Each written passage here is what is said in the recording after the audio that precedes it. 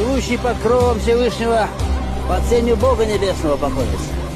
Скажет Господу: ты защита моя, прибежище мое, на тебя уповаю. Избавит он тебя от сети ловца и от язвы гибельной. 1000 пойдет подле тебя, 10 000 одесную, но к тебе не приблизится. Ибо заповедает он ангелам своим охранять тебя на всех путях твоих и понесут тебя на руках. Перьями своими осенит тебя, и под крылами его будешь ты безопаснее. Щит и ограждение — истина его.